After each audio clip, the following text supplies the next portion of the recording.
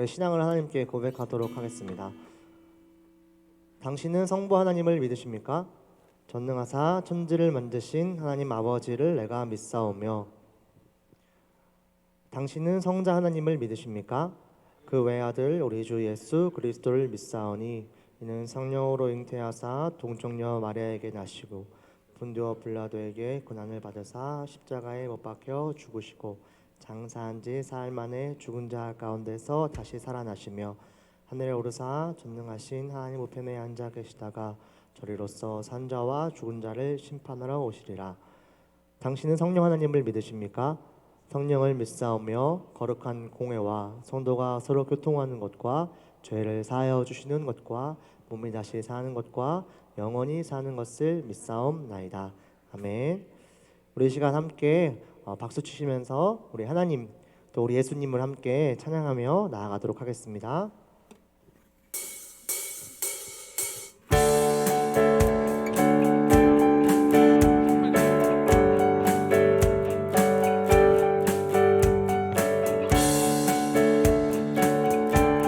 우리 예수님은요 이런 분이십니다. 길과 진리 생명, 길과 진리 생명, 내 삶의 빛 되신 주. 길과 진리 생명, 내 삶의 빛 되신 주. 나의 믿음 주께 있네. 나의 믿음 주께 있네. 한 번 더. 길과 진리 생명, 길과 진리 생명, 내 삶의 빛 되신 주.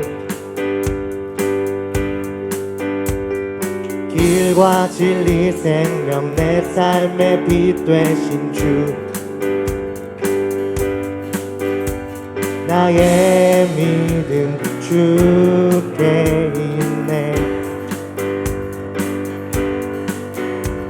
나의 믿음 주께 있네.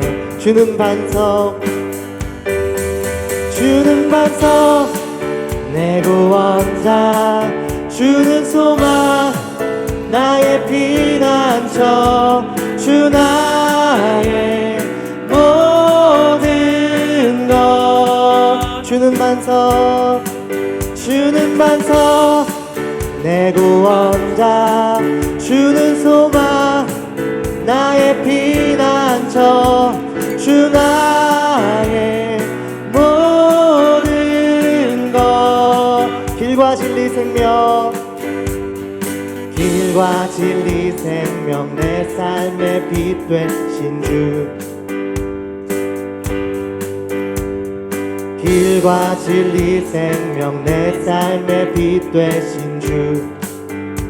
나의 믿음, 나의 믿음 주께 있네. 나의 믿음 주께 있네. 주는 반석, 주는 반석, 내 구원자. 주는 소망, 나의 피난처. 주 나의 모든 것. 주는 반석, 주는 반석, 내 구원자. 주는 소망, 나의 피난처. 주 나의 모든 것. 주는 반석, 주는 반석, 내 구원자. 주는 소망, 나의 피난처. 주 나의 모든 것. 나의 믿음 주께 있네. 나의 믿음 주께 있네. 나의 믿음 주께 있네. 우리 입술로 나의 믿음 주께 있네. 나의 믿음 주께 있네. 나의 믿음 주께 있네. 주는 반석 주는 반석 내 구원자 주는 소망 나의 피난처 주 나의 모든 것 주는 반석 내 구원자 주는 소망 나의 피난처 주 나의 모든 것 마지막으로 주는 반석 내 구원자 주는 소망 나의 피난처 주 나의 모든 것 주는 반석 내 구원자 주는 소망 나의 피난처 주 나의 모든 것 아멘. 우리 모든 것 되시는 우리 예수님을 찬양합니다. 아멘.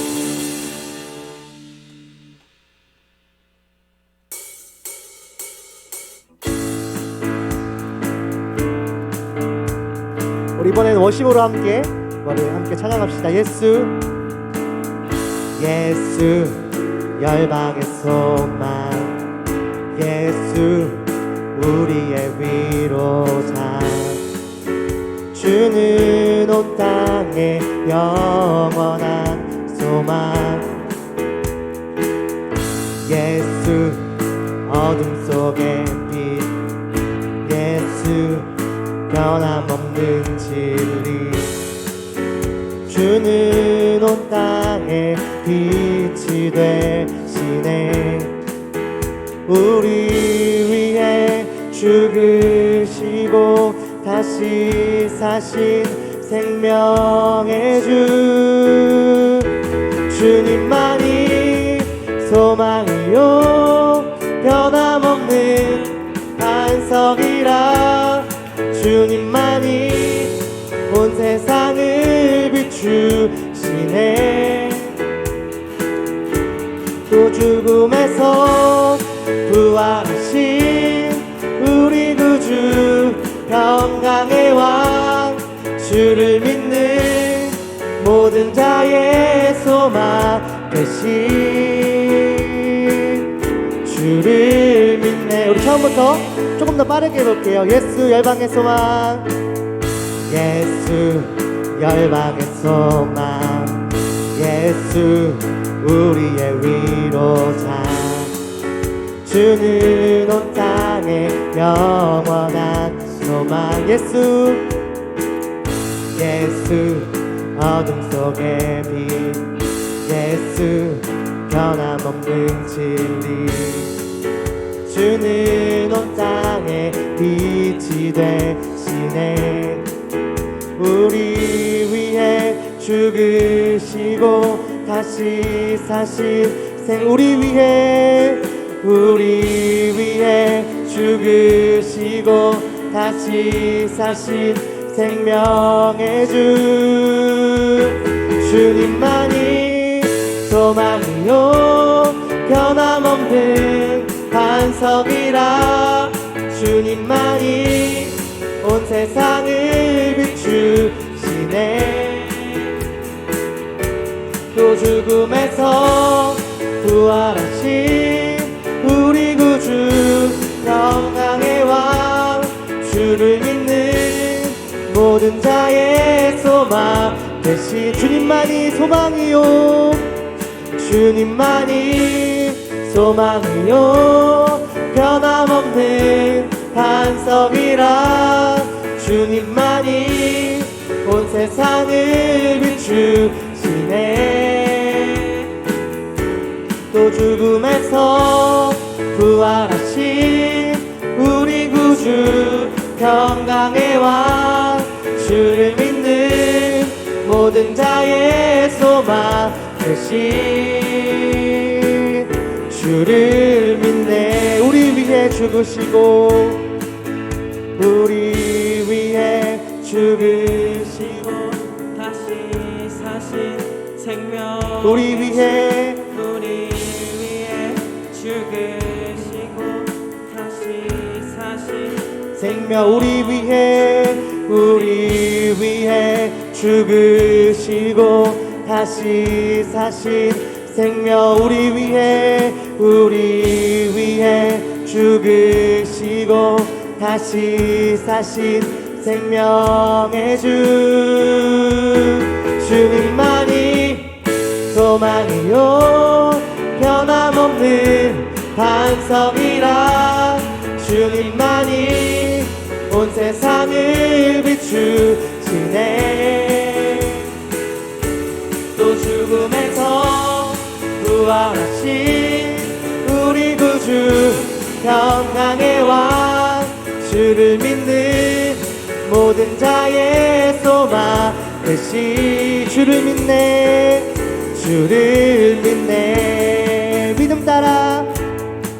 믿음 따라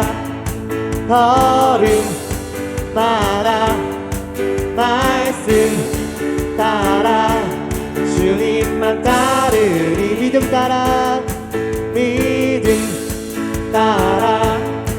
걸음마다 말씀 따라 주님만 따르리 나의 가는 길 믿음 따라갈 때 군대가 나를 에워싸도 겁없네 또 내 입술의 기도 믿음의 선포 주님 날 위하시면 누가 날 대적하리 믿음 따라 걸음마다 말씀 따라 주님만 믿음 따라 걸음마다 말씀 따라 주님만 나의 가는 길 믿음 따라갈 때 믿음 따라갈 군대가 나를 에워싸도 겁없네 또 내 입술에 그 믿음의 선포 주님 날 위하시면 누가 날 대적하리 따라 걸음마다 말씀 따라 주님만 믿음 따라 걸음마다 말씀 따라 주님 한 번 더 해볼게요 믿음 따라 걸음마다 말씀 따라 주님만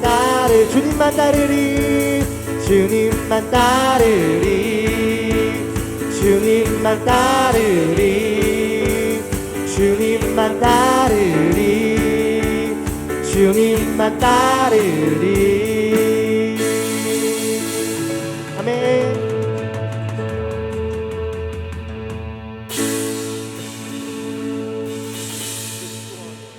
아멘. 주님만 따르는 우리 중등부가 되기를 소망합니다. 아멘.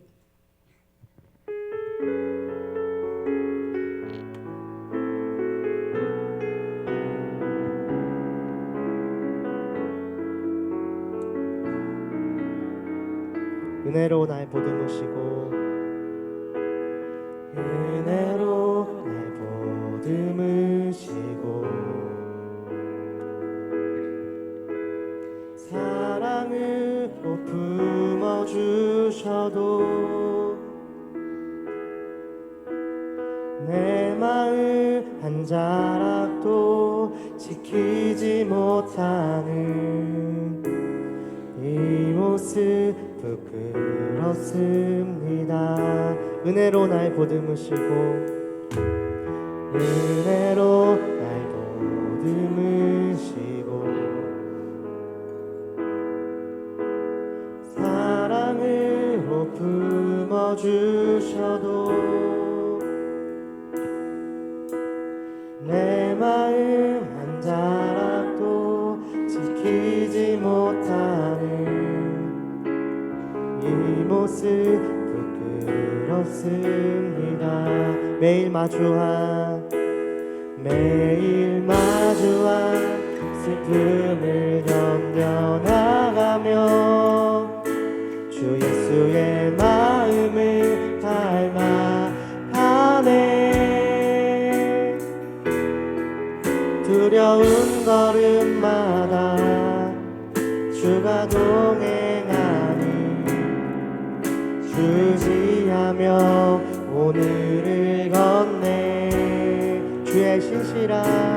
주의 신실한 소망을 깊이 담으며 주 예수의 풍요를 채워가네. 하나님의 자녀로 명예 지켜가며 깊어진 삶을 주께 드리네. 우리 처음부터 은혜로 날 품으시고 사랑으로 품어주셔도 내 마음 한 자락도 지키지 못하는 이 모습 부끄럽습니다. 따스한 곁을 내어주신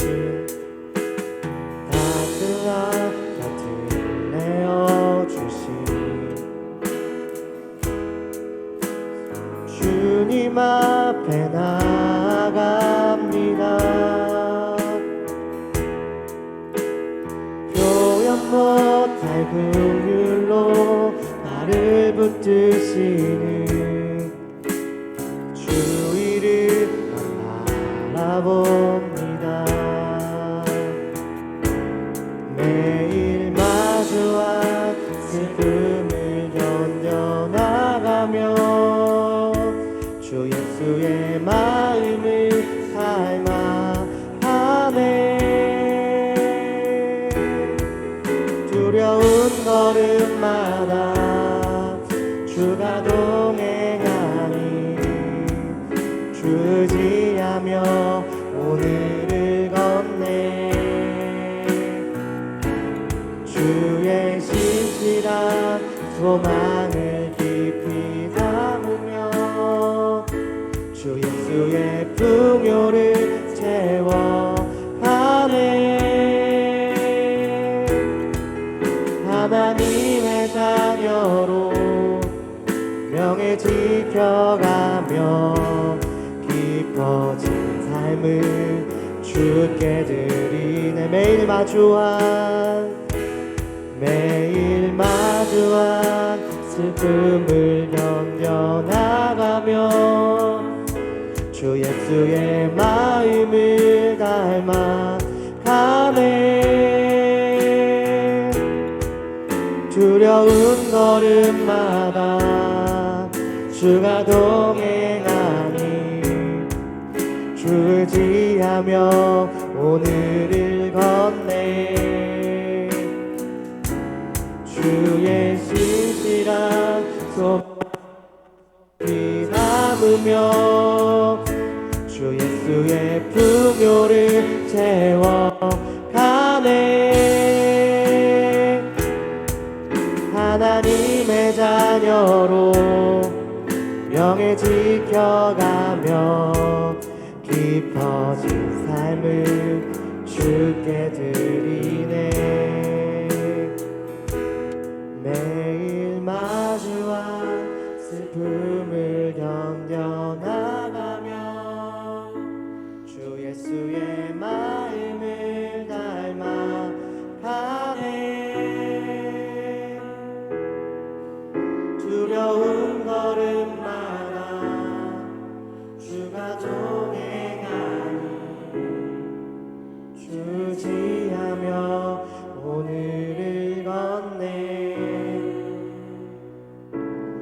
주의 신실한 소망을 깊이 담으며 주 예수의 풍요를 채워가네.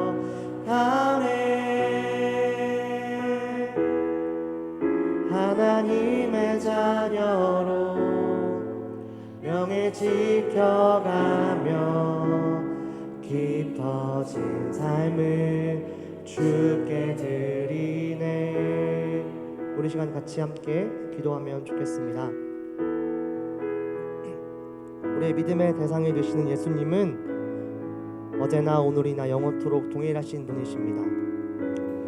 그분은 그저 우리의 역사 속에 등장하시는 한 인물이 아니라, 그저 책 속에 기록된 인물, 과거의 인물이 아니라 오늘 이 시간에도 우리와 함께 하시며 살아 역사하시는 분이십니다.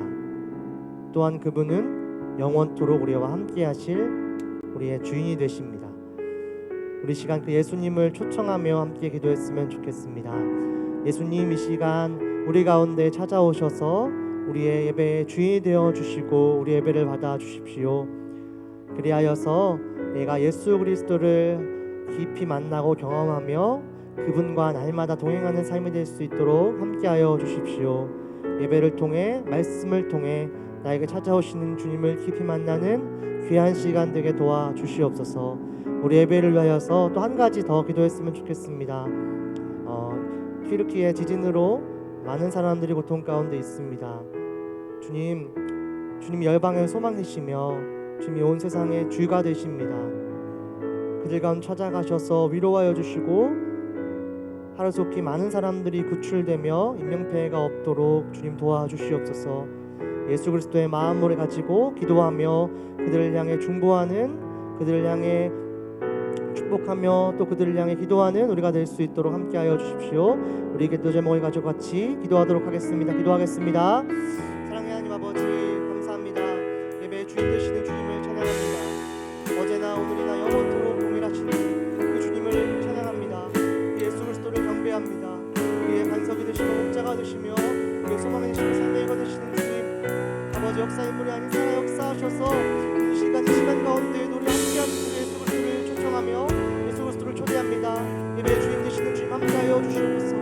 주님을 더 깊이 묵상하며 주님과 동행하며 살아가는 우리 중고 친구 될 수 있도록 함께하여 주시옵소서. 우리 잘 말씀하여 주시고 인자하여 주셔서 주님을 깊이 만나는 시간 되게 도와주시옵소서. 기도합니다. 하나님 아버지, 오늘 열방의 주인 되시는 주님, 아버지 슬픔과 아픔과 눈물 가운데 있는 지체들 가운데 찾아가셔서 위로하여 주시고 아버지 하루속히 많은 사람들이 구출되고 인피 없도록 도와주시옵소서. 아버지 은혜 가운데 평안이 가득할 수 있도록 아버지 은혜 가운데 찾아가셔서 위로하여 주시고 눈물 닦아주시고 함께하여 주시옵소서. 함께하실 주님을 기대합니다.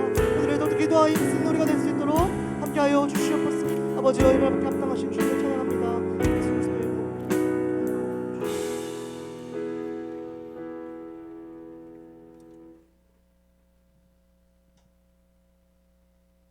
사랑이신 하나님, 우리의 발걸음을 인도하셔서 함께 모여 예배드릴 수 있게 하심에 감사합니다.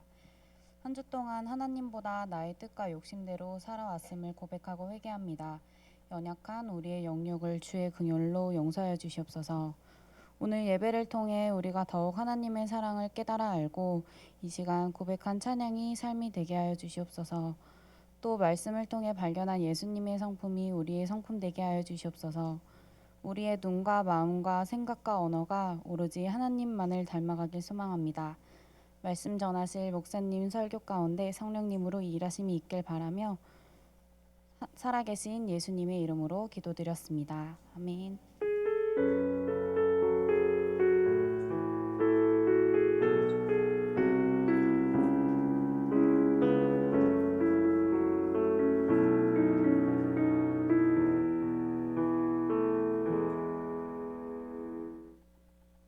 네, 기도해 주셔서 감사합니다. 우리 오늘 교리문답 32번 질문과 답 먼저 한번 살펴보고 성경 봉독하겠습니다. 교리문답 32번 질문 먼저 한번 읽어보도록 하겠습니다. 다 같이 시작. 칭의와 성화는 무엇입니까? 자, 칭의와 성화 들어본 사람, 들어본 적 있는 사람, 선생님들 말고 선생님들은 들어보셨을 거고 우리 친구들 중에, 학생들 중에 칭의와 성화 들어본 사람 없어요? 네. 자, 그럼 답 한번 살펴볼게요. 답 시작. 칭의는 우리가 하나님 앞에서 의롭다, 칭해졌다는 뜻입니다. 이것은 그리스도가 우리를 위하여 죽으시고 부활하셨기 때문에 가능합니다.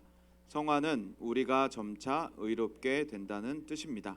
이것은 우리 안에서 일하시는 성령의 역사로 가능합니다. 아멘. 오늘 우리 찬양했던 것 중에 보면 우리 위에 죽으시고 다시 사신이라고 했잖아요. 그래서 우리 위해서 예수님께서 죽으시고 다시 사셨는데 이것을 믿는다면 하나님께서는 성부 하나님께서는 너는 의롭다라고 땅땅땅 하나님께서 선언하시는 거예요. 이것을 이제 법정적 선언이라고 우리가 얘기를 합니다. 법정적. 이제 법정에 보면은 이건준이라고 하는 죄인이 이제 검사에 의해서 고발돼 가지고 거기 앞에 딱 서 있어요. 검사 사탄이 막 고발합니다. 이건준 쟤는 어제 코도 팠고 길 가다 뒤에 사람이 있었는데 방구도 꼈고 똥방구를 껴서 뒤에 사람이 얼굴을 찌푸렸고 막 이런 얘기를 막 고발하는 거예요. 막 고발하면은 이제 이건준의 죄가 막 이제 나열이 됩니다. 그때 이제 재판장이 선고를 해야 되죠. 이건준은 방구 1년 금지 막 이런 거 선고를 딱 해야 되는데 그때 이제 변호사 되시는 예수님이 딱 나타나셔가지고 성령님 변호사가 나타나셔가지고 이건준은 저런 죄가 있지만 제가 나를 믿었습니다라고 하는 순간 이 재판장이신 성부 하나님과 죄인 이건준 사이에 예수 그리스도가 서시는 거예요. 그래서 성부께서는 이건준을 곧장 보시는 게 아니라 이건준 사이에 있는 예수 그리스도라고 하는 분을 통해서 이건준을 보게 되는 겁니다. 그러니까 예수 그리스도를 통해서 이건준을 보니까 이건준이 죄인이 아니라 예수 그리스도라고 하는 의를 통해서 이건준을 보니 이건준이 의인이 되는 겁니다. 그래서 성부 하나님께서 재판을 하시면서 이건준은 의인이다 땅땅땅 쳐버리고 끝, 판결 끝. 더 이상 어떠한 고소가 일어나지 않도록 하나님께서 해버리시는 것이 칭의 사건이에요. 그래서 불을 칭, 의로울 의해서 의롭다고 부르신 사건. 그래서 득의라고도 부르는데 의로움을 얻은 사건이 바로 칭의 사건이고 법정적 사건이고 다시 번복할 수 없어요. 그래서 성부 하나님께서 한번 의인이다라고 칭해버리시면 우리가 죽을 때까지 의인이 되는 거고 죽어서도 의인이 되어서 우리는 천국에 들어가는 사건이 됩니다. 마음 편안해지죠. 그래서 우리가 성부 하나님께로부터 의인이다라고 한번 딱 칭하고 나면은 칭함을 받고 나면 우리는 다시 죄인으로 돌아가지 않는 다시 죄인으로 빠지지 않는 상태가 바로 칭의 사건이고 그 칭의로부터 시작해서 성화가 되는 거예요. 이건 이제 성화는 점점 되는 거예요. 칭의는 단번에 끝나서 다시 반복되지 않는 것인데 성화는 점점 조금씩 예수님 닮아가는 과정 그게 바로 성화이고 이 성화는 우리가 죽을 때까지 계속돼요. 완성되지 않아요. 저는 이제 목사가 되면 한 번에 딱 목사 같은 모습이 될 줄 알았는데 아직도 좀 목사 같지가 않다는 생각이 많이 들어요. 이거 이제 점점 목사가 되어가는 거겠죠. 은퇴할 때쯤 되면 목사가 되지 않을까, 목사다운 모습이 되지 않을까 하는 그런 소망을 가져보는데 이게 바로 이제 성화이고 우리가 죽을 때까지 계속 그리스도인처럼 되어가는 그리스도인 다워지는 것 이게 성화이고 이 성화의 과정은 오직 성령으로 인해서 가능하다. 그래서 우리는 날마다 성령의 역사 앞에 우리의 마음을 드려야 된다라고 하는 것입니다. 자, 여기까지 마치고 우리 마태복음 본문 한번 읽어보겠습니다. 9장 1절부터 13절까지 말씀인데 9장 1절부터 13절까지 말씀인데 먼저 우리 1절부터 8절까지만 한번 읽어보겠습니다. 9장 마태복음 9장 1절부터 13절까지 본문에서 먼저 1절부터 8절까지만 한번 읽어보겠습니다. 다 같이 시작. 예수께서 배에 오르사 건너가 본 동네에 이르시니 침상에 누운 중풍병자를 사람들이 데리고 오거늘 예수께서 그들의 믿음을 보시고 중풍병자에게 이르시되 작은 자야 안심하라 내 죄사함을 받았느니라. 어떤 서기관들이 속으로 이르되 이 사람이 신성을 모독하도다. 예수께서 그 생각을 아시고 이르시되 너희가 어찌하여 마음에 악한 생각을 하느냐. 내 죄사함을 받았느니라 하는 말과 일어나 걸어가라 하는 말 중에 어느 것이 쉽겠느냐. 그러나 인자가 세상에서 죄를 사하는 권능이 있는 줄을 너희로 알게 하려 하노라 하시고 중풍병자에게 말씀하시되 일어나 내 침상을 가지고 집으로 가라 하시니 그가 일어나 집으로 돌아가거늘 무리가 보고 두려워하며 이런 권능을 사람에게 주신 하나님께 영광을 돌리니라. 아멘. 우리 옆 사람들 한번 인사하고 시작하겠습니다. 날씨가 따뜻해지니까 너의 미모가 더 꽃피는구나.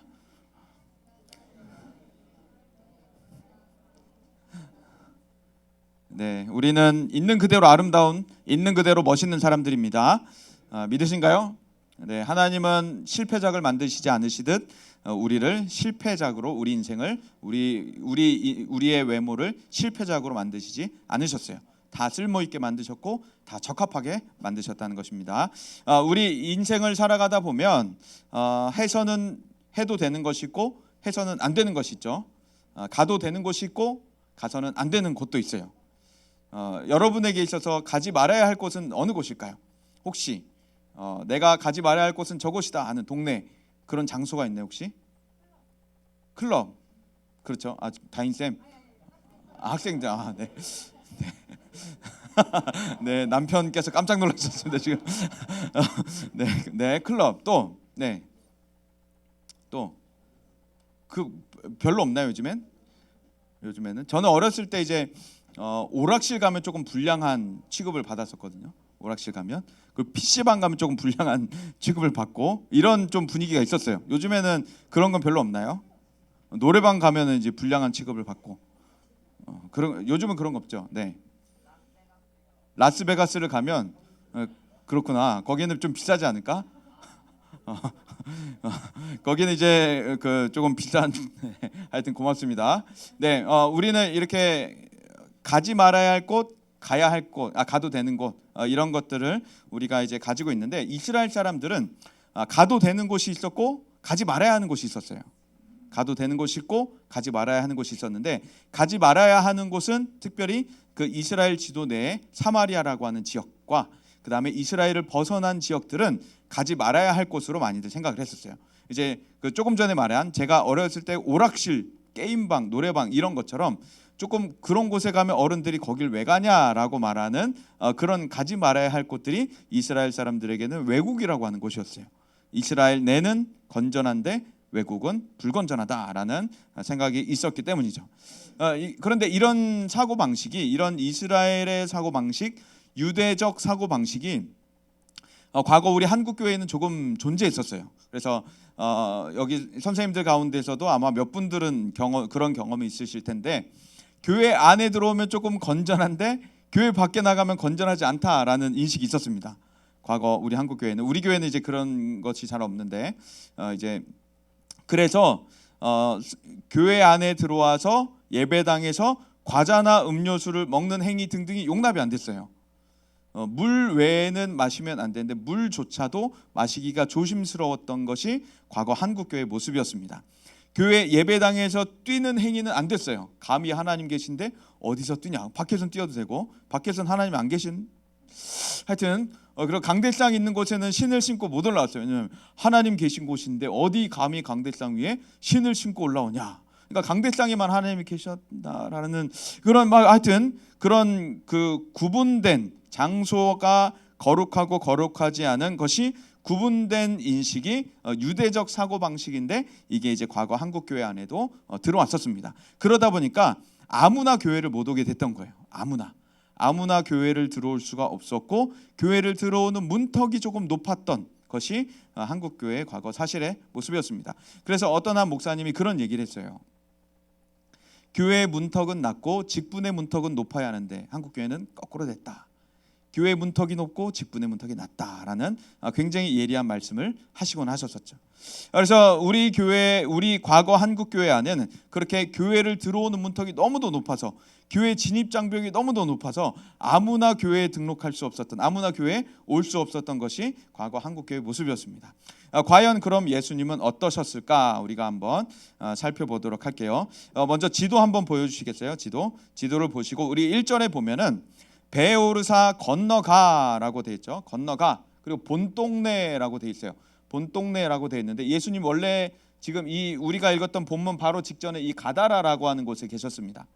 가다라라고 하는 곳은 데가볼리라고 하는 이방 지역이에요. 이스라엘이 아니고, 이스라엘이 아닌 외국 지역이었고, 이 외국에서 외국 동네의 가다라라고 하는 도시에서 예수님께서 사역을 하시고 사람들을 가르치시고 기적을 일으키고 계셨습니다. 그러니까 유대인들은 지금 놀라운 거예요. 왜냐하면 외국은 돼지 취급을 하고 있었는데, 거룩하지 않은 취급을 하고 있었는데, 예수님이라고 하는 분이 지금 외국에 가서 똑같은 기적도 일으키시고 하나님 말씀을 가르치고 계셨다. 그래서 가다라에서 이제 건너가서 본 동네로 오신다라고 하면서, 본 동네라고 하는 것은 이제 고향으로 오신다라고 하는 말이 됩니다. 그래서 갈릴리 지역으로 오셔서 다시 유대 땅에 들어오셔서 사역을 하신다라고 하는 얘기가 됩니다.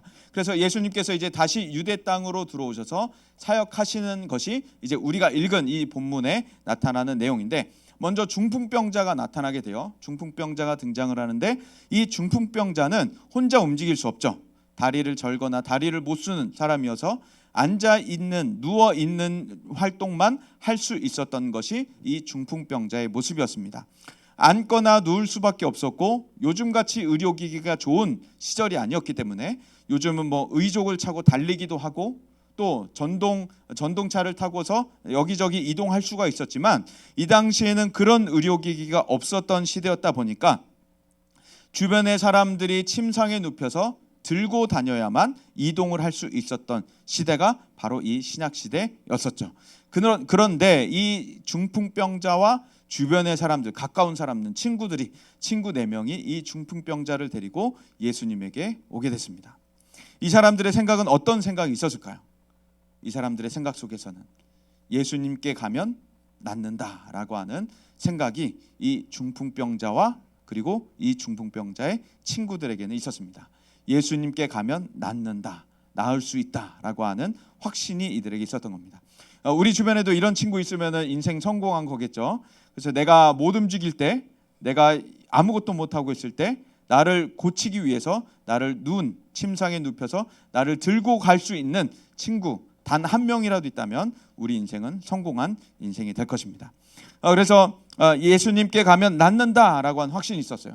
그래서 중풍병자와 그 친구들은 중풍병자를 메고 예수님께 가고 있었고, 예수님께서는 그들이 오는 것을 보시고 그 마음의 중심에 있는 믿음을 보신 다음에, 그들의 믿음을 보시고라고 하죠. 그들의 믿음을 보시고 너의 죄사함을 받았느니라 라고 하셔요. 그들의 마음 상태를 보시고 그들의 걸어오는 모습을 보시고 마음을 꿰뚫어 보실 수 있는 분이 예수님, 우리의 속마음을 다 숨길 수 없을 정도로 다 꿰뚫어 보실 수 있는 분이 바로 예수님이십니다. 그 예수님께서 중풍병자와 친구들의 믿음을 보시고 너의 죄사함을 받았다라고 하죠. 왜 이상하죠? 아파서 온 사람에게 너의 죄사함을 받았다라고 합니다. 왜 그랬을까요? 아파서 온 사람한테 너 죄사함을 받았다라고 합니다. 왜 예수님께서 이러셨을까요? 당시의 사람들의 사고방식 속에서는 병자는 죄인이다라고 하는 사고방식이 있었어요. 병자는 죄인이다. 저 사람이 병을 얻은, 저 사람에게 병이 난 것은 저 사람에게 죄가 있었기 때문이다 라고 하는 것이 당시의 사고방식이었어요. 하나님이 저 사람을 징계하기 위하여서, 하나님이 저 사람을 혼내기 위해서 저 사람에게 병을 준 것이다 라고 하는 사고방식이 당시에는 있었습니다. 그래서 그 사람이 걸어올 때, 그 병자가 걸어올 때 당시의 사람들은 저 사람이 분명히 죄가 있었을 거야 라고 생각을 하고 있었는데, 예수님께서 그들을 보시고 너의 죄가 사함을 받았다라고 선언을 해버리신 겁니다. 어떤 이제 서기관들이 속으로 막 생각을 합니다. 이 서기관이라고 하는 사람은 저번 시간에 얘기했듯이 이제 율법을 기록하는 사람, 또 이제 신약 시대 당시에는 율법을 가르치는 교사 역할도 했던 것이 서기관이었죠. 근데 사람들이 예수님한테 막 달려가고 예수님이 인기를 얻기 시작하자 서기관들은 속으로 질투가 나기 시작했어요. 그 예수님을 어떻게 해서든지 망가뜨리려고, 예수님의 인생을 망가뜨리려고 끊임없이 추격하던 사람들이었습니다. 예수님을 따라다니고 추격하면서 꼬투리 잡을 것을 매 눈을 켜고서 계속 바라보던 사람들이었어요. 이 서기관들이 속으로 무슨 생각을 하냐면 신성모독이다라고 생각을 합니다. 왜냐하면 죄를 사할 수 있는 권능이 몇 명 없었는데 유대에서는 하나님만이 죄를 사할 수 있는 권능이 있었기 때문이에요. 그런데 어떤 사람이 갑자기 너의 죄가 사함을 받았다라고 하니까 저 사람은 지금 신의 권한에, 저 예수라고 하는 사람이 신의 권한을 침범하고 있다라고 서기관들이 생각을 한 겁니다. 저는 지금 율법을 어기고 있다라고 생각을 한 거예요. 그런데 이것이 좀 억측이었던 것이 구약 시대 당시에 선지자들 가운데서는, 또 심지어는 다윗 왕조차도 어떤 사람의 죄에 대하여서 사함을 했던, 죄를 용서했던 적이 있었습니다. 그러니까 선지자라고 하는 그룹들은 하나님께로부터 말씀을 받아서 어떤 사람의 죄를 용서를 선포할 수 있는, 용서를 선언할 수 있는 권한이 선지자들에게 있었어요. 그러니까 예수님께서 말씀하신 죄 사함의 권능이 신성모독까지는 안 가는 것이죠. 신성모독까지는 안 가고, 굳이 시비를 걸고 싶다면 너가 선지자도 아닌데 왜 너가 그런 권한을 행사하느냐라고 시비는 걸 수 있었을 겁니다. 그런데 신성모독이라고 걸어버린 것이 예수님을 아주 곤경에 빠뜨릴 수 있는 워딩이었기 때문에, 단어였기 때문에, 저가 신성모독한다라고 하면 사람들이 열광하면서 예수님을 몰아내고 싶어하는 마음이 들기 때문에 부정적 언어를 지금 예수님에게 쓰고 있는 거예요. 그런데 예수님께서 그들의 속마음을 너무 잘 아셨죠. 서기관들이 단 한마디도 입 밖으로 내지 않고 다 속으로 생각하고 있었는데, 속으로만 신성모독이다 라고 생각하고 있었는데, 마음을 꿰뚫어 보시는 예수님께서 서기관들이 마음속으로 수근수근 하고 있는 것을 보셨어요. 그러니까 예수님은, 우리는 속마음으로 생각을 하는데 예수님께는 그게 연극의 독백처럼 다 들리는 거예요. 속으로 아이고 지금 내가 졸린데 잘까 말까 막 이러고 있는 속마음들을, 졸린데 그냥 자자, 이런 속마음들을 예수님께는 지금 연극의 독백처럼 다 밖으로 나오는 겁니다. 어떻게 내가 속으로 생각했는데 아실까? 예수님은 우리 속마음을 다 아시는 전지하신 분이시기 때문입니다. 예수님께서 서기관들의 속마음이 그러다는 것을 아시고 4절에 보면은 너희가 어찌하여 마음에 악한 생각을 하느냐라고 하죠. 너희가 어찌하여 마음에 악한 생각을 하느냐. 한번 생각을 해보세요. 몸이 아픈 사람이 왔어. 몸이 아픈 사람이 왔는데 예수님께서 고쳐주시려고 하시는데 주변의 사람들이 막 시비를 거는 겁니다.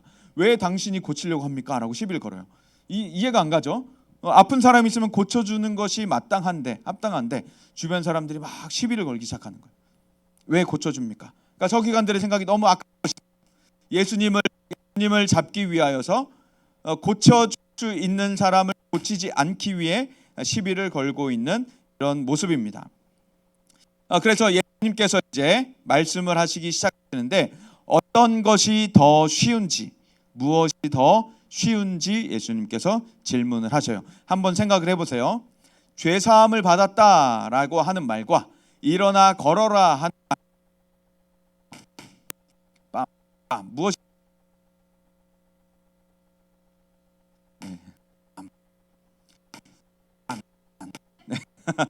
죄 사함을 받았다라는 말과 죄 사함을 받았과 죄 사함을 받았다라는 말.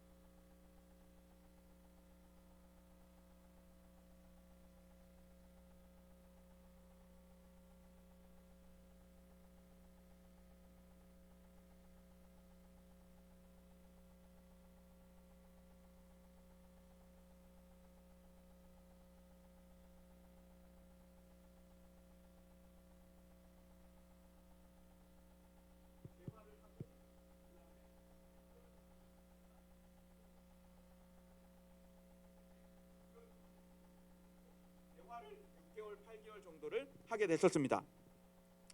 그래서 아킬레스건 수술, 그리고 7주 재활, 그리고 몇 주 더 있다가 발목뼈 수술, 그리고 또 5주 재활, 그리고 그렇게 6개월간을 수술과 재활만 했어요. 그런데 다리 근육이 그전과 다르게 왼쪽과 오른쪽 다리가 달라진 거예요. 오른쪽 다리 근육은 정말 힘이 없어서 재활 운동을 계속해도 다리가 잘 돌아오지 않는 거예요. 그런데 예수님께서 지금 계속 누워서 앉아서 생활하던 그 사람에게 일어나서 침상을 가지고 집으로 가라 했는데 그 사람 다리가 멀쩡하게 돌아온, 그 사람 다리 근육이 다 멀쩡하게 돌아온, 신경과 마디와 근육, 관절 모든 것들이 멀쩡하게 돌아와서 집으로 걸어가게 됐다는 겁니다. 창조의 능력을 가지신 분께서 우리의 몸을 회복하는 것쯤은 아무 일도 아니라는 거예요.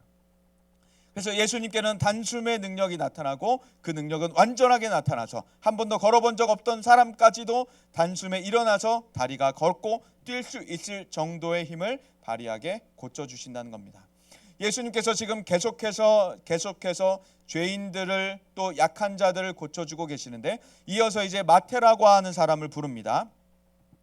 우리가 이제 읽지 않았던 9절부터의 말씀을 보면 예수께서 그곳을 떠나셨어요. 중풍병자를 고치신 곳을 떠나서 마태라고 하는 사람이 있는 곳을 일부러 찾아가십니다. 근데 이 마태라고 하는 사람이 지금 어디에 앉아 있어요? 9절에 보면 마태가 앉아 있는 장소가 세관이라고 앉아 있죠. 마태의 직업이 지금 세리라고 하는 직업으로 나타납니다. 이 직업은 이스라엘 사람들에게는 가장 미워하는 직업 가운데 하나였어요. 제가 이전에 설교할 때 한번 잠깐 언급을 한 적이 있었는데 이 사람들이 했던 것은 로마에다가 이스라엘의 세금을 갖다가 바치는 중간 역할을 하는 사람들인데 로마에서 세금 5만 원을 요청한다 하면 이스라엘 사람들에게 7만 원을 받는 거예요. 그리고 2만 원을 자기가 갖고 5만 원을 로마에게 보내고 한 사람당 2만 원씩 되면은 돈이 엄청나게 많아지겠죠. 그러니까 세리는 엄청나게 많은 부를 축적할 수 있는 사람인데 이스라엘 사람들에게는 미움을 받게 되는 거죠. 우리나라를 지금 식민 통치하고 있는 그 나라에게 세금을 바치는 것도 굴욕적인데 동포가 나의 피와 살을 뜯어먹는다라고 하는 이 사실 때문에 세리는 이스라엘 내에서는 대역죄인 취급을 받았었어요. 사람들이 상종을 안 했던 겁니다. 피할 수 있는 다른 선택 방법이 없어서 세금은 내고 있지만 저 사람과는 내가 대화도 하고 싶지 않다라고 하는 것이 바로 세리의 모습이었어요. 그런데 예수님에 대한 이야기를 소문을 듣기 시작합니다. 아마도 이 마태라고 하는 사람은 세관에 앉아서 자신의 직업에 대해서 회의감을 갖고 있었을 거예요. 자신의 직업, 자신의 인생에 대해서 고민을 하고 있었을 겁니다. 그런데 어느 날 예수님께서 나타나셔서 어부들을 부르셨대요. 어부들을 부르셨는데 그 예수님께서 산에 오르셔서 제자들과 사람들에게 산상수훈을 가르쳐 주시는 거예요. 그런데 그 예수님의 가르침이 너무도 놀라운 겁니다. 이 세상의 가르침과 다르고 어떤 권위자들과도 어떤 스승과도 어떤 교사와도 달랐고 어떤 사람의 인격보다도 달랐던 그 예수님의 가르침에 매력을 느끼기 시작한 거예요. 그런데 그 예수님께서 가르침만 잘하신 것이 아니라 여기저기를 다니면서 사람을 고치시기 시작하는데 사람이 하나 둘 다 고쳐지기 시작하는 거예요. 그 예수님의 인격, 가르침, 능력, 권능 모든 것들의 매력을 느끼고 있었던 차에 예수님이 마태가 앉아있는 그 세관에 와서 마태에게 나를 따라와라 라고 말씀하시는 겁니다. 자신의 인생의 회의감을 느끼고 무력감을 느끼고 고민을 느끼고 예수님께 매력을 느끼고 있던 차에 그 예수님, 내가 존경하는 예수님, 이스라엘 사람들은 나에게 말도 안 걸고 있었는데 그분이 나에게 오셔서 나를 따라오라고 말씀하시는 거예요. 이스라엘이 다 외면하고 있었는데 모든 사람이 손가락질하고 대역죄인 취급하고 있었는데 예수님만은 아니었던 겁니다. 예수님만은 나를 알고 계셨고 예수님만은 나를 원하고 계셔서 나에게 오셔서 나를 따라오라 라고 말씀하시니까 그곳에 있던 세리의 직업과 세관과 다 자신의 모든 과거와 지금까지 쌓아놓았던 모든 커리어를 다 한순간에 버려버리고 예수님을 쫓아버린 거예요. 예수님을 따라가기 시작하였고 예수님과 식사하는 자리에서 우리 한번 찾아볼게요. 말씀 10절 말씀 한번 읽어볼게요. 10절 11절 다 같이 시작. 예수께서 마태의 집에서 앉아 음식을 잡수실 때 많은 세리와 죄인들이 와서 예수와 그의 제자들과 함께 앉았더니 바리새인들이 보고 그의 제자들에게 이르되 어찌하여 너희 선생은 세리와 죄인들과 함께 잡수시느냐. 아멘. 여기 보면 마태가 예수님을 따랐죠. 세리 직업을 갖고 있는 마태가 예수님을 따릅니다. 그리고 너희 선생은 세리와 죄인들과 함께 잡수시느냐 하는데, 여기에 이제 세리는 이스라엘 사람들에게 가장 미움을 받는 직업, 그리고 죄인들 이 분류 안에는 정말 범죄자들이 여기 다 들어가 있었던 거예요. 범죄자들, 그리고 창기들도 여기 들어가서 사람들이 손가락질하는 모든 직업군이 여기 모여서 예수님과 식사를 하고 있었던 겁니다. 그런데 이 당시에 식사라고 하는 것은 단순히 그냥 밥을 먹고 배를 채우는 행위 그 이상이었어요. 가족들 정도가 식사를 하고 있었고, 가족 정도로 가까운 사람들이 함께 앉아서 식사를 하는 게 이 당시에 식사 풍습이었습니다. 그렇기 때문에 내가 너와 식사를 한다라고 하는 의미는 내가 너와 가족만큼 가깝다라는 의미를 가지고 있는 거예요. 그런데 예수님께서 지금 세리와 죄인들을 불러다가 식사를 하고 있는 것은 예수님께서 이 사람들을 가족처럼 가깝게 느끼고 있다라는 말이 되는 겁니다. 그 어떤 누구도 하지 않았던 식사 자리를 지금 예수님께서 하고 계셨고, 이 모습을 보자 바리새인들이 비난을 하고 있었던 거예요. 어찌하여 너희 선생은 저 사람들과 밥을 먹느냐라고 하는 겁니다. 한번 생각을 해보세요. 중앙동에 길을 다니고 있는데 이건준 목사님이 술 취한 사람들, 담배 피는 사람들하고 식탁에 앉아가지고 막 밥을 먹고 있어요. 식탁 위에는 술잔, 물론 내 앞에는 술잔은 없지만 막 이제 술잔이 있고 막 사람들 담배를 피고 욕설을 막 퍼붓는 사람들, 바닥에다가 막 가래침을 뱉는 사람들, 꽁초를 버리는 사람들과 함께 식탁에 앉아서 밥을 먹고 있어요. 그럼 보기가 안 좋겠죠. 거기서 그치지 않고 요즘에 이제 마약이 굉장히 뉴스에 또 시끄럽게 떠들고 있죠. 마약하는 사람들, 막 주사기가 바닥에 널브러져 있고 그런 사람들하고 이건준 목사가 같이 앉아서 식사를 해, 막 커피를 마시고 있어. 왜 저럴까라고 생각을 하겠죠. 지금 예수님이 딱 그 모습이라는 거예요. 예수님이 딱 그 모습을 하고서 사람들하고 식사를 하고 있었다는 겁니다. 그래서 예수님에 대해서 비난을 하고 있었는데, 많은 사람들이 예수님에 대해서 비난을 하고 있었는데 예수님께서 그들에게 대답을 하고 계시죠. 12절 13절을 보면 예수께서 들으시고 이르시되 건강한 자에게는 의사가 쓸데없고 병든 자에게라야 쓸데있느니라. 팔이 부러지지 않은 사람이 병원에 가서 내 팔 좀 고쳐주세요. 팔이 멀쩡한 사람이 병원 가면 내 팔 좀 고쳐주세요 하면 의사가 당신의 팔은 고칠 게 없습니다. 멀쩡합니다. 돌아가세요 라고 하죠. 팔이 부러진 사람이 병원에 가서 내 팔 좀 고쳐주세요 하면 그제서야 의사가 일을 하는 겁니다. 예수님께서 지금 그 말씀을 하시는 거예요. 이 세상에 있는 죄인들을 위해서 나는 왔다. 이 세상에 죄인들을 찾으러 왔다라고 말씀하시는 겁니다. 그런데 바리새인과 서기관, 대제사장 착각했어요. 자신들이 죄인이 아니라고 착각을 했던 겁니다. 나는 의인이다라고 착각을 했던 거예요. 그래서 나는 예수님이 필요 없다라고 착각하고 살았던 것인데, 사실 이 세상 모든 사람들이 죄를 범하여서 아담의 죄를 범하여서 그 죄를 물려받아 모든 사람이 죄 가운데 살아가고 있었던 것이었죠. 그래서 예수님께서는 사실 이 세상 모든 사람들을 위해서 오셨고, 단 한 명도 예외 없이 예수님은 구원하기 위하여서 우리를 위해 오셨다는 겁니다. 우리를 고쳐주기 위해서 오셨고 우리에게 긍휼을 베풀기 위해서 오셨다는 것이죠. 13절에도 보면 내가 긍휼을 원한다라고 말씀하시죠. 제사를 원하지 아니하노라라고 하는 것은 대제사장들, 바리새인들이, 서기관들이 드리고 있었던 그 껍데기뿐인 제사를 하나님이 원하시지 않는다는 겁니다. 하나님은 긍휼을 원하신다. 나는 의인을 부르러 온 것이 아니다. 나는 죄인을 부르러 왔다라고 말씀하세요. 이 세상에 의인이 단 한 명도 없었기 때문에 예수님께서 부르러 온 것은 바로 이 세상 모든 사람들이었던 것입니다. 또 요한복음 3장에 보면, 12장에 보면 예수님께서 우리 가운데 오신 그 목적이 분명하게 드러나고 있습니다. 요한복음 3장 17절 말씀을 보면 하나님이 그 아들을 세상에 보내신 것은 세상을 심판하려 하심이 아니요 그로 말미암아 세상이 구원을 받게 하려 하심이라 라고 분명히 말씀하시죠. 하나님께서 우리에게 예수님을 보내주신 것은 심판이 아니라 구원이다 라고 말씀하세요. 그리고 요한복음 12장에 보면 하나님이 보내신 목적이 3장에 나타났는데 12장에는 이제 예수님께서 내가 온 목적에 대해서 말씀을 하십니다. 내가 온 것은 세상을 심판하려 함이 아니요 세상을 구원하려 함이라. 하나님이 예수님을 보내신 목적도 그렇고 예수님께서 이 땅에 성부께 순종해서 오신 목적도 그렇고 이 땅을 심판하기 위해서 오신 것이 아니라 이 땅을 구원하기 위해 오셨다라고 말씀을 하십니다. 만약 우리가 이것을 믿는다면 우리 교회는 바로 우리 중등부는 바로 이런 예수님을 닮은 이 삶을 살아나가야 하는 것이죠. 저는 어렸을 때부터 장난이 너무 짓궂었어요. 주변 친구들을 너무 괴롭게 만들고 유치원 때 이제 저의 기록부를 보면 오늘은 누구를 때렸습니다. 오늘은 누구를 울렸습니다. 이런 기록이 계속 나와 있어요. 그래서 내가 참 별 볼 일 없는 인생이었구나라는 초등학교 때도 친구들을 막 괴롭혔어요. 친구들을 너무 괴롭혀서 선생님들이 애를 먹었어요. 선생님이 골치 아파하고 중학교 때도 선생님이 울면서 막 수업을 나가버린 적도 있었고 예전에 얘기했었죠. 수업을 하다가 선생님이 울면서 나갔어요. 교무실로 따라와 하면서.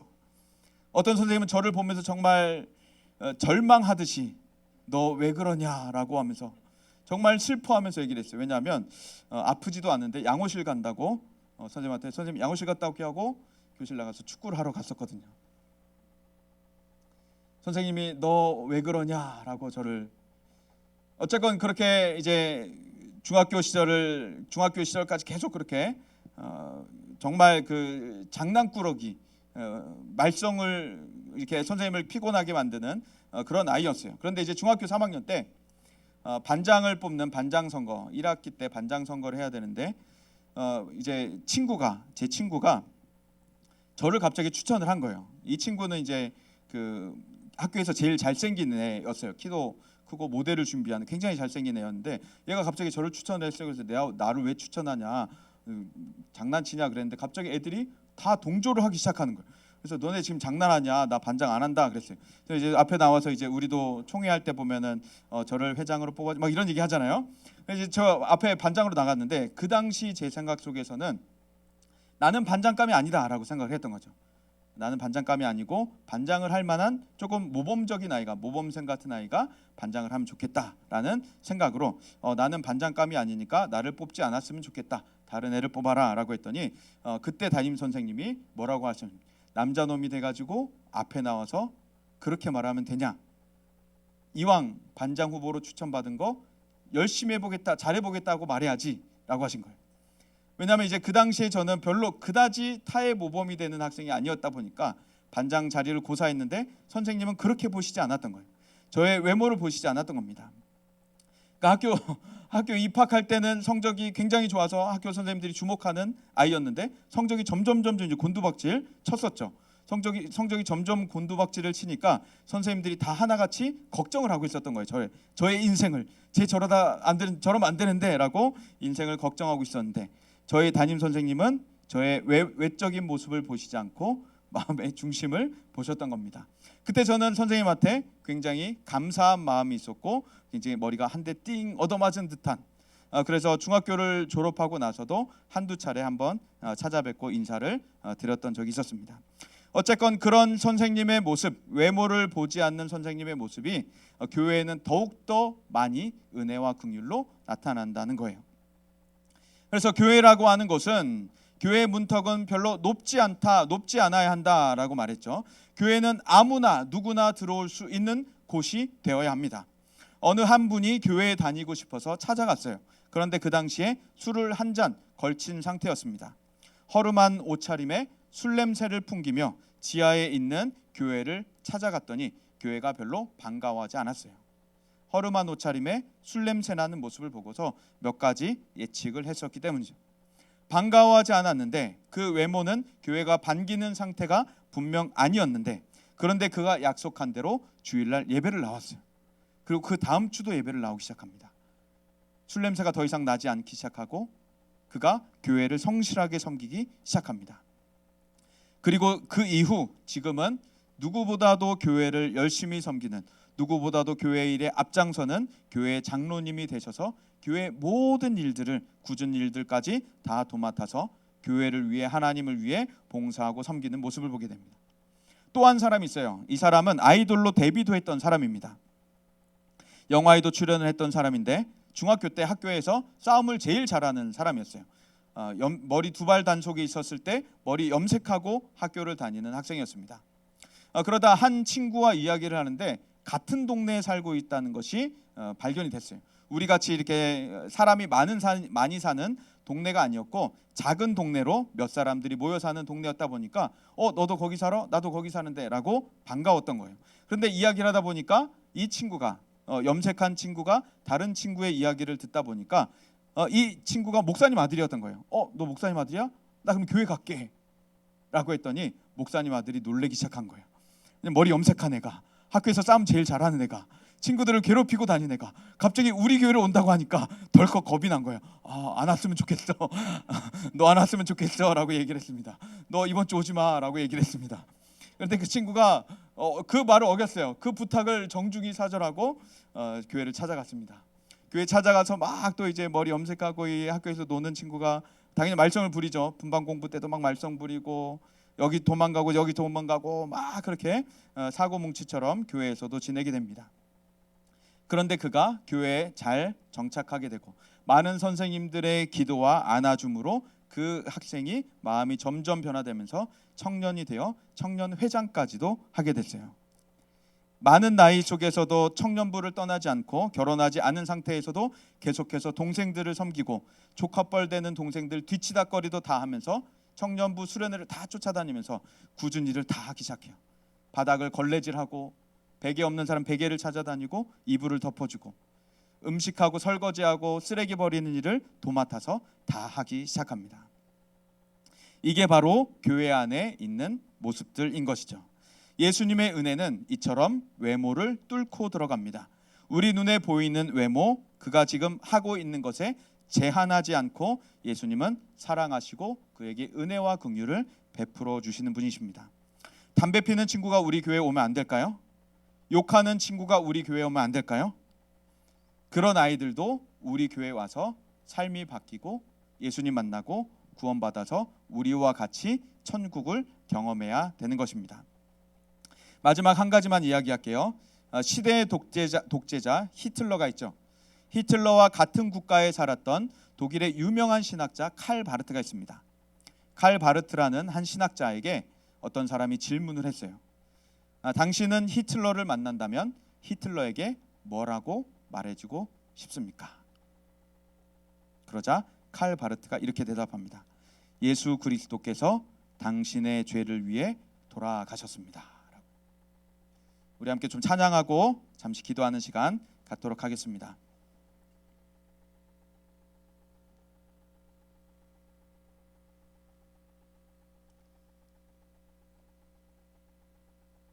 상한 자와 약한 자와 죄인들과 모든 병자들의 치유가 친구가 되어 주시는 그 주님을 우리 묵상하면서 함께 찬양하겠습니다.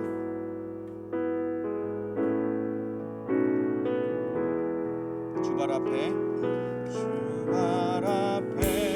무릎 꿇게 하사 주님의 겸손함 보이소서. 성령이여 나를 이끄소서. 겸손한 사랑의 마음. 다시 한번 주발 앞에 무릎 꿇게 하사 주발 앞에 무릎 꿇게 하사 주님의 겸손함 보이소서. 성령이여 나를 이끄소서. 겸손한 사랑의 마음으로 상한 자의 하나님 약한 자의 친구 가난한 자 안으시며 나를 지키시네. 주님 나를 빚으시사 주 닮게 하소서. 겸손한 자의 하나님 주는 겸손 상한 자의 하나님, 상한 자의 하나님 약한 자의 친구, 가난한 자 안으시며 나를 지키시네. 주님 나를 빚으시사 주 함께 하소서. 겸손한 자의 하나님 주는 겸손 상한 자의 하나님, 상한 자의 하나님 약한 자의 친구 가난한 자 안으시며 나를 지키시네. 주님 나를 빚으시사 주 함께 하소서. 겸손한 자의 하나님 주는 겸손의 왕. 이 시간 함께 기도하면 좋겠습니다. 우리 두 가지 기도 제목을 가지고 함께 기도할게요. 먼저는 내 속에 상한 마음이 있다면, 하나님 저는 너무 죄인인 것 같습니다. 하나님의 사랑을 받기 어려울 것 같습니다 라는 불안한 마음이 있다면, 하나님 내 마음이 이렇습니다. 하나님 죄인들의 친구가 되어주시는 주님, 죄인을 찾아와 고쳐주시는 주님, 저의 마음도 저의 상한 심령도 저의 죄도 고쳐주세요 라고 기도하시고, 혹시 주변에 전도하고 싶은 친구가 있는데 그 친구가 우리 교회에 적합하지 않을 것 같다는 생각에 제한되고 있었다면, 그렇지 않습니다. 하나님 우리를 통하여서 이 지역에, 우리 주변에 복음이 전달되게, 전파되게 하여 주옵소서. 우리 각자 자신과 우리 주변, 우리 교회를 위하여서 함께 주여 외치고 합심하여 기도하시겠습니다. 주여. 하나님 아버지 기도합니다. 하나님 우리 가운데 상한 마음이 있다면, 하나님 나의 죄 때문에 하나님이 나를 사랑하시지 않을 거라는, 하나님이 나를 사랑하기 어려울 거라는 그런 불안한 마음이 있다면, 확신이 없다면 하나님 우리의 마음을 주님께 드립니다. 우리의 마음을 주님께 엽니다. 하나님, 하나님의 긍휼과 은혜와 무한하신 사랑을 보여주옵소서. 우리를 어떻게 사랑하시는지, 얼마나 사랑하시는지 하나님 보여주셔서 우리의 모든 것들이 하나님 앞에 고침받게 하여 주옵소서. 하나님 앞에 우리의 모든 것들을 꺼내놓고 드릴 때 하나님 우리의 마음을, 우리의 심령을, 우리의 모든 죄성들을 고쳐주시고 주님께서 기뻐하시는 그 겸손한 온유한 모습으로 저를 빚어가 주옵소서. 하나님 우리 주변을 위해 기도합니다. 우리 성남을 위해 기도합니다. 하나님 우리가 살아가고 있는 우리 친구들을 위해 기도합니다. 하나님 우리가 생각하고 제안하고 있었던 것들, 하나님 저 사람 우리 교회에 적합하지 않을 거라는, 하나님 나라에 적합하지 않을 거라는, 저 사람에게는 구원이 없을 거라는 제한된 생각들 다 버려버리게 하시고, 오직 하나님께서 보시는, 하나님께서 갖고 계시는 그 눈과 마음과 시각과 기준으로 하나님 이 세상을 바라보게 하여 주옵소서. 우리 주변에 하나님 우리의 삶을 통해, 우리 교회를 통해 복음이 전파되게 하시고 하나님 나라가 우리를 통해 확장되게 하여 주옵소서. 교회뿐만 아니라 전 세계를 주님께 드릴 수 있는 저희가 되게 하여 주옵소서.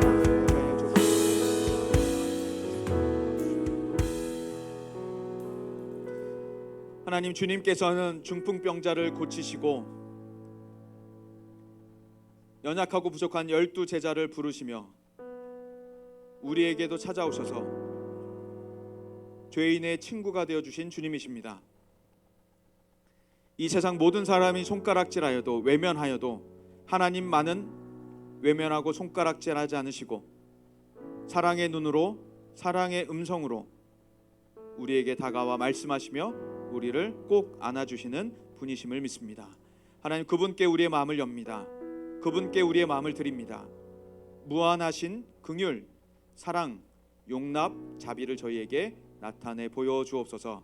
하나님 그래서 그 예수님의 사랑의 손, 사랑의 음성, 사랑의 눈빛을 닮아 우리 주변에 또 우리가 살아가고 있는 모든 곳에 예수님의 사랑을 흘려보낼 수 있는 저희가 되게 하여 주옵소서.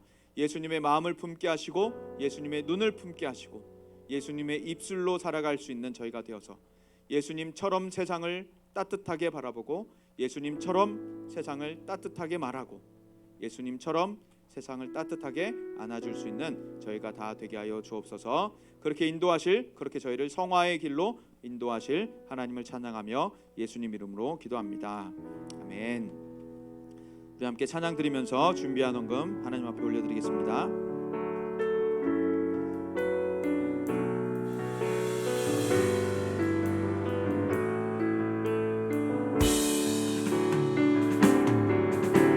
이제 내가 사는 것 아니요 그리스도 내 안에 사시니